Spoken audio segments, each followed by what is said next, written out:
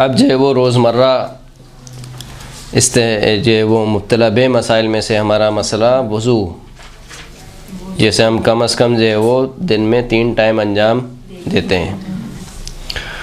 वज़ू में वाजिब है कि चेहरा और दोनों हाथ धोए जाएं और सर के अगले हिस्से और दोनों पाँव के सामने वाले हिस्से का मसा किया जाए। यानी वाजिबात वज़ू जो हम बच्चों को भी सिखाते हैं कि क्या करें, चेहरा धोए, दोनों हाथों को धोए और सर का मसा और पैर का मसा, ये वाजिबात वज़ू हैं। अब इनको कितना धोना है? सर को पूरा सर धो लेना है, हाथ को कहाँ से धोना है, बाजू से धोना है या कोहनी से धोना है? मिसाल के तौर पर मसा जो है वो कहाँ का करना है? चेहरे को लंबाई में पेशानी के ऊपर की जगह से लेकर जहाँ से सर के बाल उगते हैं ठोड़ी के आखिरी किनारे तक धोना ज़रूरी है, और चौड़ाई में बीच की उंगली और अंगूठे के फैलाव में जितनी जगह आ जाए इसे धोना ज़रूरी है। सही है। लंबाई में कहाँ से लेकर कहाँ तक? सर के बाल उगने की जगह से लेकर थोड़ी तक। थोड़ी यानी ज़ाहिरी जो थोड़ी नज़र आ रही है, अंदर तक नहीं, ज़ाहिरी जो थोड़ी नज़र आ रही है वहाँ तक। और चौड़ाई में अंगूठे और ये जो बीच की उंगली है इसके दरमियान जितना हिस्सा आ जाए इतना हिस्सा धोना वाजिब है। अगर इस मिक़दार का ज़रा सा हिस्सा भी छूट जाए तो वज़ू बातिल हो जाएगा। ज़रा सा मिक़दार भी छोड़ दी गई तो वज़ू बातिल है। लिहाजा जब फ़जर की नमाज़ के लिए वज़ू करें तो देखें कि सही धुल रहा है या नहीं धुल रहा है। सोते में वज़ू ना करें तो वज़ू बातिल है। और अगर इंसान को यकीन ना हो कि ज़रूरी हिस्सा पूरा धुल गया है तो यकीन करने के लिए थोड़ा थोड़ा इधर उधर से धोना भी ज़रूरी है। यकीन ना हो आपको कि आया चौड़ाई में अंगूठे और बीच की उंगली के दरमियान का हिस्सा धुल गया है नहीं धुल गया है, तो थोड़ा सा इस तरफ से और इस तरफ से भी धोना ज़रूरी है। उसी हाथ से, उसी तर हाथ से मज़ीद पानी डालें, ऐसे ही जी, मतलब जो तर हाथ है उसी हाथ से मज़ीद पानी डालें। मज़ीद पानी भी ले सकते हैं, हाँ, कोई हरज नहीं है। अगर आपने एक दफ़ा पानी डाला और आपको ऐसा लग रहा है कि वाजिब मिक़दार नहीं धुली है तो आप थोड़ा सा पानी और लेके डाल सकते हैं, मसला नहीं। खूब, अगर इस मिक़दार का ज़रा सा हिस्सा भी छूट जाए तो वज़ू बातिल है। और अगर इंसान को ये यकीन ना हो कि ज़रूरी हिस्सा पूरा धुल गया है या नहीं तो यकीन करने के लिए थोड़ा उधर उधर से भी धोना ज़रूरी है। अगर किसी शख्स का चेहरा ठोड़ी की जानिब से आम इंसानों से ज़्यादा लंबा हो, यानी उसका जो चेहरा वगैरह है वो आम इंसान से लंबा है, तो लाजिम है कि वो अपने तमाम चेहरे को धोए। और अगर किसी की पेशानी के पर बाल उगे हों या इसके सर के अगले हिस्से पर बाल ना हों तो ज़रूरी है कि आम इंसानों को देखे कि जहाँ से वो अपने चेहरे को धोते हैं वो भी उसी जगह से आम तरीके से पेशानी को धोए। यानी एक ऐसा शख्स है कि इसके सर पे बाल ही नहीं है, सही ना, अब उसको समझ में नहीं आ रहा है बेचारे को कि इब्तिदा कहाँ से है, यहाँ से थोड़ा सा और ऊपर ले जाऊँ, फिर थोड़ा सा और ऊपर ले जाऊँ, कहाँ से ले जाऊँ। तो वो ये देखे कि आम इंसान कितना धोते हैं, यानी एक आम इंसानों का चेहरा किस तरीके से धोया जाता है वो उसी तरीके से धो ले, काफ़ी है। लेकिन अगर थोड़ी लंबी हो, यानी आम इंसानों से ज़्यादा बड़ी हो थोड़ी, तो पूरी थोड़ी तक धोना ज़रूरी है। वो ये नहीं कर सकता कि आम इंसान की मिसाल कर थोड़ी अगर 2 इंच कम है तो वो 2 इंच छोड़ दे, ये नहीं कर सकता है। थोड़ी के मामले में पूरा थोड़ी वो धोएगा। लेकिन अगर सर की इब्तिदा उसको समझ में नहीं आ रही है, यानी सर के बाल नहीं है उसके किसी भी वजह से, तो वो आम इंसान जिस तरीके से धोते हैं उसी तरीके से, यानी उसी जगह से वो धोएगा। लेकिन अगर कोई शख्स चेहरे के बड़े या चौड़ाई में इसके छोटे होने की वजह से या उंगलियां बड़ी या इनके छोटे होने के सबब मुतनासिब और मामूल के मुताबिक खिलकत ना रखता हो तो ज़रूरी है कि ऐसी उंगलियां पेश नज़र रखे जो उसके चेहरे के साथ मुनासिबत रखती हों, और इसी तरह के हाथ की बीच की उंगली और अंगूठे के दरमियान की मिक़दार को धोए। यानी एक है जो मिसाल के तौर पर जिस्मानी एतबार से वो उसका हाथ ज़्यादा लंबा है या हाथ ज़्यादा छोटा है मिसाल के तौर पर, तो वो ये देखे कि उसके जो हम सिन्न साल हैं उनका हाथ कितना है, वो कितना धोते हैं उतना ही वो धोए। यानी एक शख्स का मिसाल के तौर पर उसकी उम्र बड़ी है और चेहरा नॉर्मल है लेकिन हाथ छोटा है मिसाल के तौर पर, तो वो ये नहीं कर सकता कि मेरा तो इतना सा हाथ है तो मेरे पे इतना धोना ही खाली वाजिब है। उतना धोना वाजिब नहीं है उसके ऊपर, बल्कि वो ये देखे कि इसके हम सिन्न साल का हाथ कितना है, वो कितना धोते हैं उतना ही उसको धोना वाजिब है।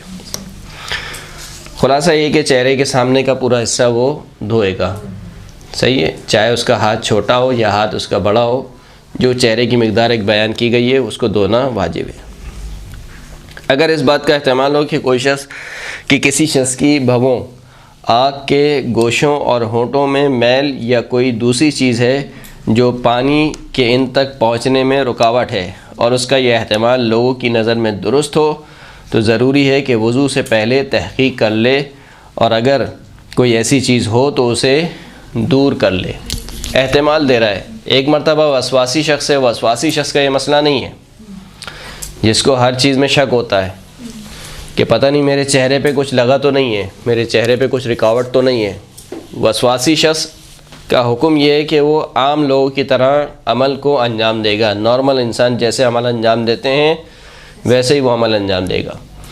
लेकिन वसवास से हटकर, यानी ये नॉर्मल शख्स है, इसको एहतमाल हो रहा है कि शायद कोई रुकावट मौजूद है, सही है। जैसे ये मसला कब पेश आता है, जब हमारी ख़वातीन माशाल्लाह से 3-4 किलो मेकअप थोप के जाती हैं किसी भी पार्टी में, और फिर उसके बाद जब मेकअप वो धोती हैं तो बहरहाल एहतमाल रह जाता है कि शायद कुछ जो है वो जगह रह गई हैं कि जहाँ पानी पहुँचने में क्या है, रुकावट है। अब ये ऐसा एहतमाल है जो यानी एहतमाल उक़लाई है, यानी ये बिला वजह का एहतमाल नहीं है। तो फिर ऐसी ख़वातीन के लिए क्या है, ज़रूरी है कि वो तहक़ीक़ करे, यानी अच्छे से अपने चेहरे को देखे कि ये मैं ही हूँ या कोई और है, और फिर उसके बाद अगर उसको कोई रुकावट नज़र आए तो उस रुकावट को वो दूर करे और फिर उसके बाद वज़ू करे। एक सलात पढ़े मोहम्मद वाले मोहम्मद।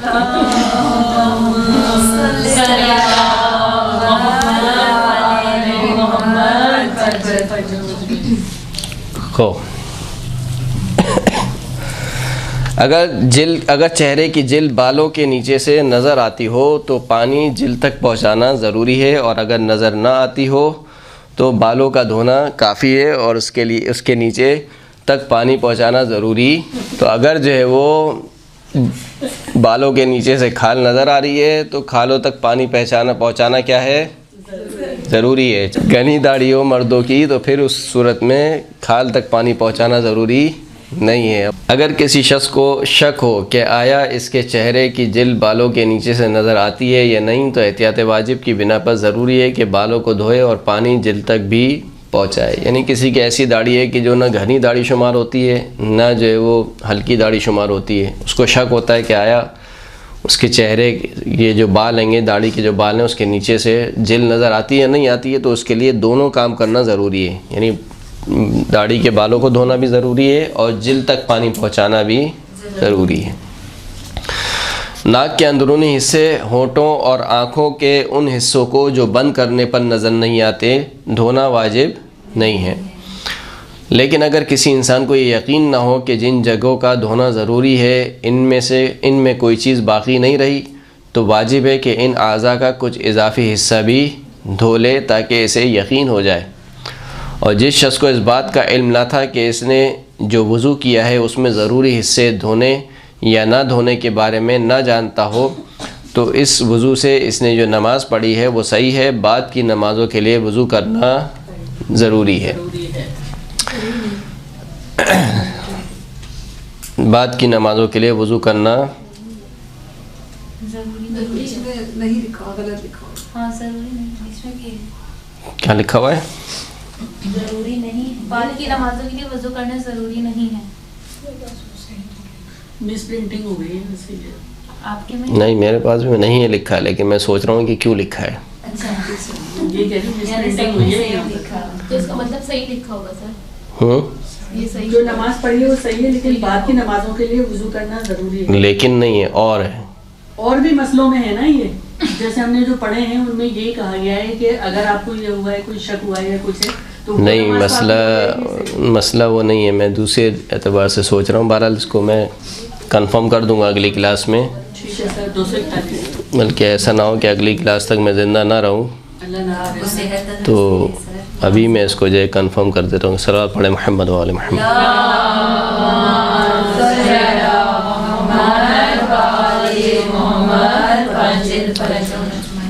खूब मसला जो है वो यही शुरू हो रहा है कि आँख के वो हिस्से और नाक का अंदरूनी हिस्सा जो कि अंदरूनी हिस्सा शुमार होता है, उनको धोना ज़रूरी नहीं है।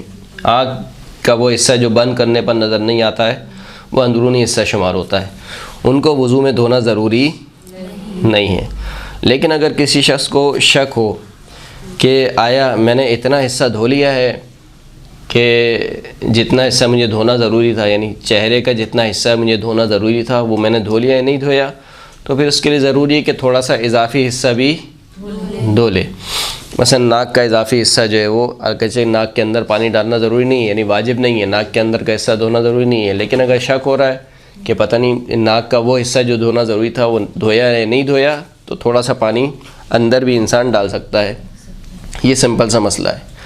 इसके बाद का जो अगला मसला है वो ये कि एक शख्स को शक हो रहा है, यानी वो वज़ू कर चुका है और वज़ू के बाद उसको शक हो रहा है कि आया कैफ़ियत मालूम नहीं है कि मैंने किस तरीके से वज़ू अंजाम दिया। यानी आप सोचिए कि एक शख्स है कि जो यूँ समझ लीजिए कि फ़जर की नमाज़ के लिए उठा है सख्त सर्दियों में, वो आधा सो रहा है और आधा जाग रहा है, सही है। इस आलम में उसने मिसाल के तौर पर वज़ू अंजाम दिया। अब उसको यही मालूम नहीं हो रहा है कि आया जितना हिस्सा धोना ज़रूरी था मैंने उतना हिस्सा धोया या नहीं धोया, यानी मालूम नहीं है कि सही से मैंने चेहरा धोया था या नहीं धोया था, या हाथों को कलाइयों से लेकर मिसाल के तौर पर हाथ की उंगलियों तक मैंने सही धोया या नहीं धोया था। तो उसके बारे में कहते हैं कि उस वज़ू के साथ उसने जो नमाज़ पढ़ ली है वो नमाज़ तो उसकी सही है। बाद की नमाज़ों के लिए क्या करे, आया उस वज़ू से वो दूसरी नमाज़ें पढ़ सकता है या नहीं पढ़ सकता है? यहाँ पे लिखा हुआ है कि दूसरी नमाज़ों के लिए भी वज़ू करना ज़रूरी नहीं है। खूब, ये मसला इसको रहने दें, इंशाअल्लाह अगली क्लास में इसको देखते हैं। खूब, ज़रूरी है कि हाथों को और इसी तरह एहतियात लाजिम की बिना पर चेहरे को ऊपर से नीचे की तरफ धोया जाए। एहतियात लाजिम की बिना पर हाथों को और चेहरे को ऊपर से नीचे की जानिब धोए, यानी यहाँ से लेकर यहाँ तक, ऐसे उल्टा पानी ना मारे, सही। इसी तरीके से हाथों को धोने में भी कोहनी से लेकर कोहनी से शुरू करे, उल्टा नहीं धोए। ये हुक्म एहतियात लाजिम की बिना पर है। अगर नीचे से ऊपर की तरफ धो जाएं तो वज़ू क्या हो जाएगा? बातिल हो जाएगा। अगर हथेली पानी से तर करके चेहरे और हाथों पर फेरी जाए और हाथ में इतनी तरी हो कि इसे फेरने से पूरे चेहरे और हाथों पर पानी पहुंच जाए तो काफ़ी है, यानी पानी का बहाना ज़रूरी नहीं है, सही। आयतुल्लाह सिस्तानी का फतवा है, लेकिन दूसरे मराजे कहते हैं कि नहीं, बाकायदा पानी बहना, यानी इतना पानी डाले कि वो अपनी जगह से हरकत करे, बहे। लेकिन आयतुल्लाह सिस्तानी कहते हैं कि अगर चेहरे यानी हथेली को पानी से तर करे और चेहरे को उसी तर हथेली को चेहरे पर फेरे या हाथों पर फेरे और उसकी वजह से जितना धोना ज़रूरी है उतना वो गीला हो जाए तो ये काफ़ी है। इन पर पानी बहाना ज़रूरी नहीं है। चेहरा धोने के बाद पहले दाएं हाथ और फिर बाएं हाथ कोहनी से लेकर उंगलियों के सिरे तक धोना ज़रूरी है। अगर इंसान को यकीन ना हो कि कोहनी को पूरी तरह धो लिया है तो यकीन हासिल करने के लिए कोहनी से ऊपर का कुछ हिस्सा धोना भी ज़रूरी है, सही। यकीन नहीं हो रहा है कि आया वो जो वाजिब मिक़दार है वो धो लिए या नहीं धो लिए, तो कोहनी से थोड़े से ऊपर का हिस्सा धोए। जिस शख्स ने चेहरा धोने से पहले अपने हाथों को कलाई के जोड़ तक धोया हो तो ज़रूरी है कि वज़ू करते वक्त उंगलियों के सिरों तक धोए, यानी मुस्तहबात पे उसने अमल किया। मिसाल के तौर पर कि पहले हाथों को कलाइयों तक धोया उसने, तो अब जब वो वाजिब हाथ को धोएगा, यानी हाथों को जो धोना वाजिब है उसमें फ़कत ये नहीं कर सकता कि कलाई तक धोए, और ये क्या है कि कलाई तक तो धुल चुके हैं, बल्कि पूरा उंगलियों के सिरे तक धोना ज़रूरी है। अगर वो सिर्फ कलाई के जोड़ तक धोएगा तो उसका वज़ू बातिल है। वज़ू में चेहरे और हाथों का एक दफ़ा धोना वाजिब, दूसरी दफ़ा धोना मुस्तहब, तीसरी दफ़ा या इससे ज़्यादा बार धोना हराम है। एक दफ़ा धोना उस वक्त मुकम्मल होगा जब वज़ू की नीयत से इतना पानी चेहरे या हाथ पर डाले कि वो पानी पूरे चेहरे या हाथ पर पहुंच जाए। यानी वज़ू की नीयत से अगर कोई शख्स अपना चेहरा धो रहा है या हाथ धो रहा है और पूरी तरीके से वो पानी जितना धोना चाहिए उतना हर जगह पर पानी पहुंच गया, ये ख़ुद ब खुद एक काउंट हो जाएगा। अब इसके लिए आपको नियत करने की ज़रूरत नहीं है कि ये मैं एक मरतबा धोता हूँ फिर उसके बाद मैं दूसरी मरतबा धोता हूँ। आप चाहे नियत करें या नहीं करें, आपने अगर वज़ू की नियत से इतना पानी डाला है अपने चेहरे पर या हाथ पर कि जिसकी वजह से आपका पूरा चेहरा पूरा हाथ धुल चुका है तो ये ख़ुद ब खुद एक काउंट हो जाएगा।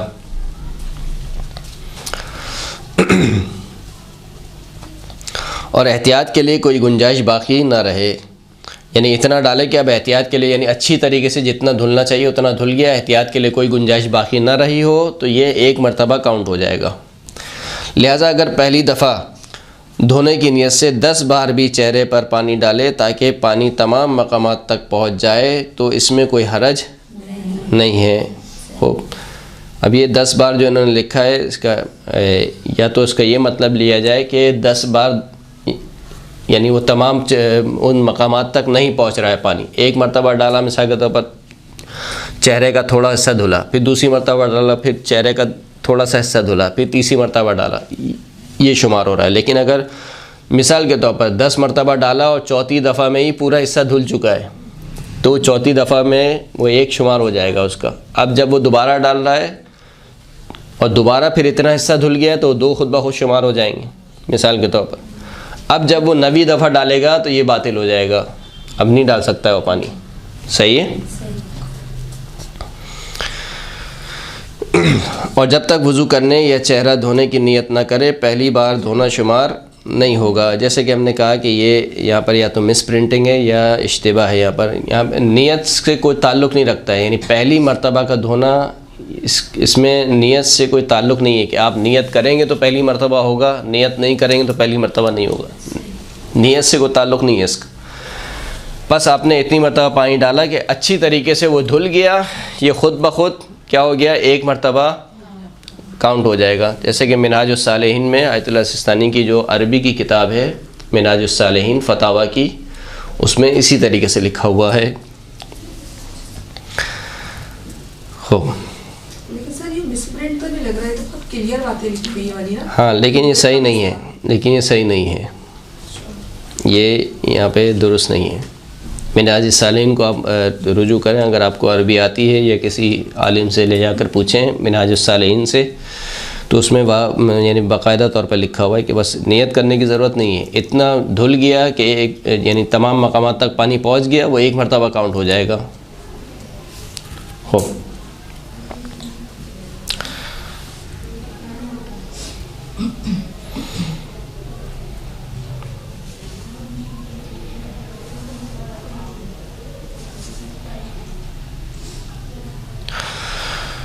खूब। अगला मसला, दोनों हाथ धोने के बाद सर के अगले हिस्से का मसा वज़ू के पानी की उस तरी से करना चाहिए जो हाथों को लगी रह गई है, यानी कोई नया पानी अब आप नहीं ले सकते मसा के लिए। जैसे आपने उल्टा हाथ धोया, अब उल्टे हाथ धोने के बाद कोई नया पानी नहीं ले सकते। वज़ू की जो तरी आपके हाथ में मौजूद है उसी तरी से आपको सर का मसा करना है, उसी तरी से आपको पैरों का मसा करना है। सर अगर तरी कम है तो चेहरे से कहीं और जगह से जी उस सूरत में ले सकते हैं।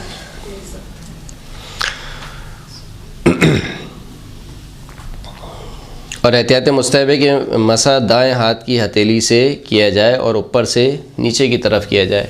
मसा में जो है वो ये शर्त नहीं है कि ऊपर से नीचे किया जाए, आप जिग जैग भी कर सकते हैं। सही है ना। अब आम तौर पे हम यूँ करते हैं मसा, सही है। कोई अगर यूँ करना चाहे, उसका दिल चाह रहा है वो यूँ करना है, ये भी कर सकता है। वो तिरछा करना चाहे वो तिरछा भी कर सकता है, यूँ करके ऐसे जिग जैग बनाना चाहे वो भी कर सकता है। जी वो मसला आ रहा है आगे। हो बहरहाल ऊपर से नीचे तक मसा करना ज़रूरी नहीं है, उल्टा भी आप कर सकते हैं। हाँ उल्टा भी ले आ सकते हैं, हाँ लेकिन सिर्फ यूँ ले जाना है। सही है। ऐसे करके या ऐसे लाएं या ऐसे लाएं, या ऊपर ले जाएं या नीचे ले जाएं। ऊपर से नीचे करना, दाएं से बाएं करना, सही है, कोई मसला नहीं है। लेकिन एहतियात मुस्तहब है कि यानी नॉर्मल जो इंसानों की तरह करे मसा जैसे करते हैं।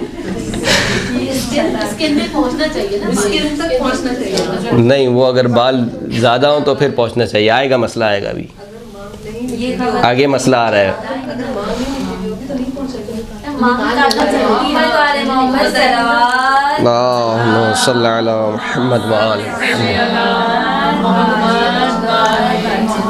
तो मैं यहाँ से माइक पे कह रहा हूँ कि मसला आएगा,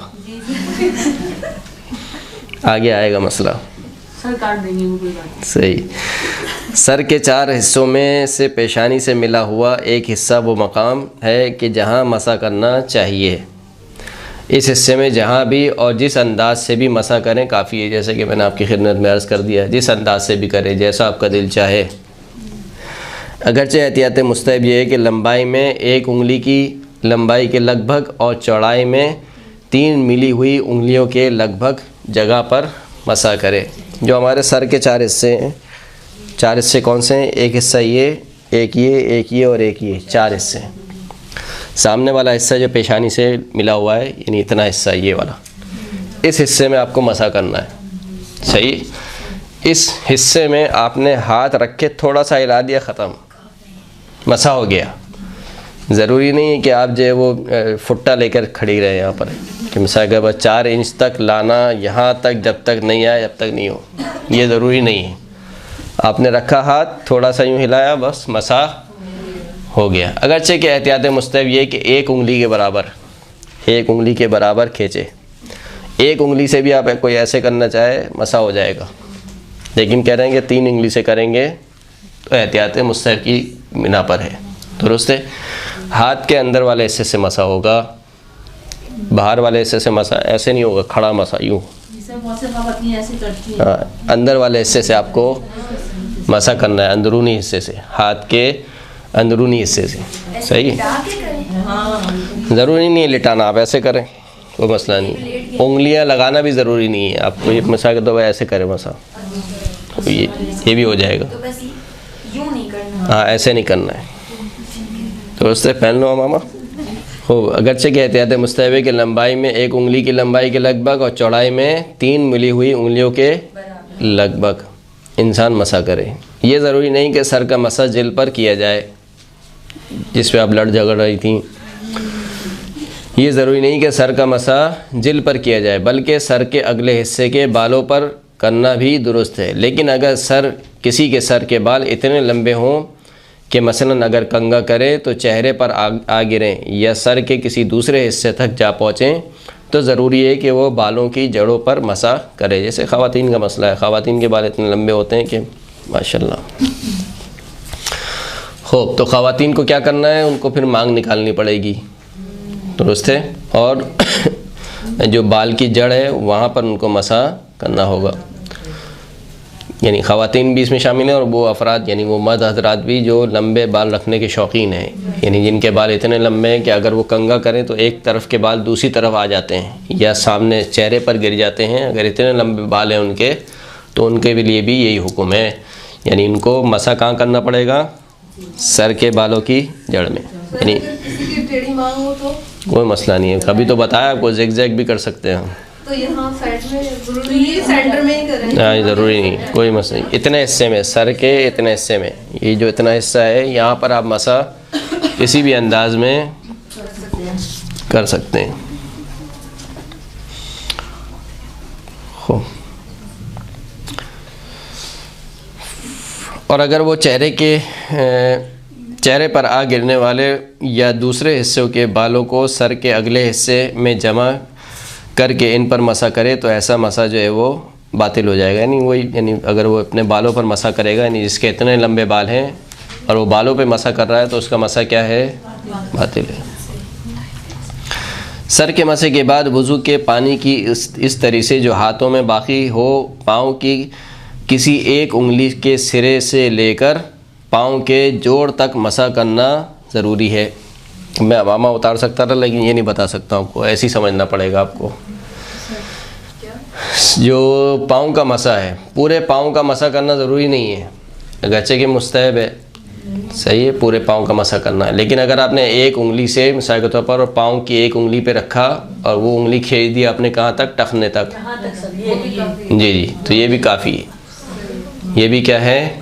काफ़ी है, वाजिब अदा हो जाए। एक उंगली से एक उंगली यहाँ से लेके फिर इसके, हाँ, वो ज़रूरी नहीं है, वाजिब नहीं है, ये ज़रूरी नहीं है, ज़रूरी नहीं है।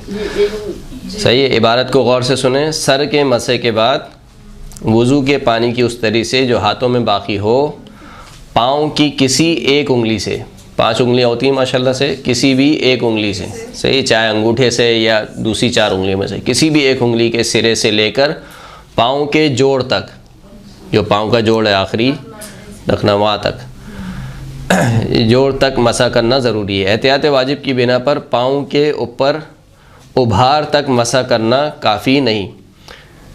एहतियात वाजिब की बिना पर पाँव के ऊपर उभार तक मसा करना, यानी सिर्फ जो उभरी हुई हड्डी है सिर्फ वहाँ तक ला के छोड़ दे, ये काफ़ी नहीं होगा, उससे आगे भी उसको लाना पड़ेगा। जो जोड़ है, सही ना, एक आपके पाँव का एक उभरी हिस्सा है, ये वाला हिस्सा यहाँ तक ला के छोड़ना ज़रूरी काफ़ी नहीं है, बातिल हो जाएगा वज़ू, बल्कि ऊपर तक जोड़ तक लेकर आए। खूब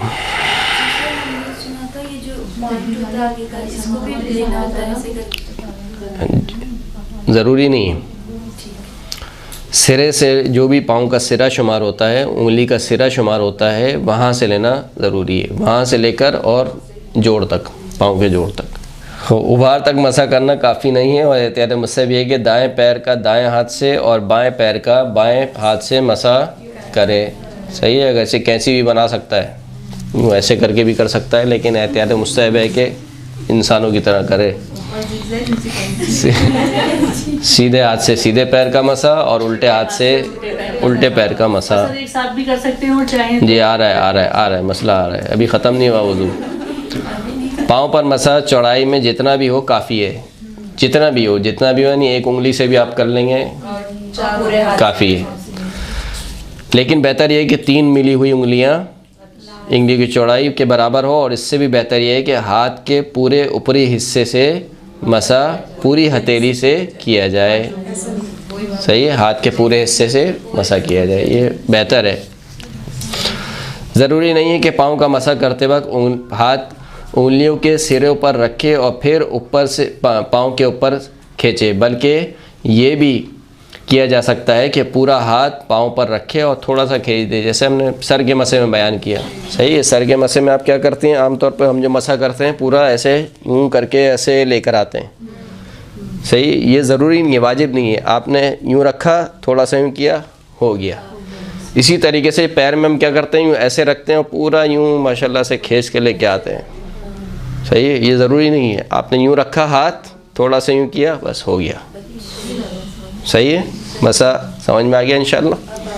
सर और पाँव का मसा करते वक्त हाथ उन पर खींचना ज़रूरी है और हाथ को साकिन रखे, या सर या पाँव को इस पर चलाए तो क्या है, बातिल है। यानी हाथ को आपने खींचना है, सर को नहीं हिलाना है, पाँव को नहीं हिलाना है, यानी हाथ से मसा करना है, न ये कि सर से आप मसा करें, उल्टा करें काम, सर से मसा करें हाथ का, ये नहीं करना है आपने, हाथ से मसा करना है सर का और पैर का। तो आपने सर और पैर को हरकत नहीं देनी है, बल्कि सर को नहीं, हाथ को देनी है।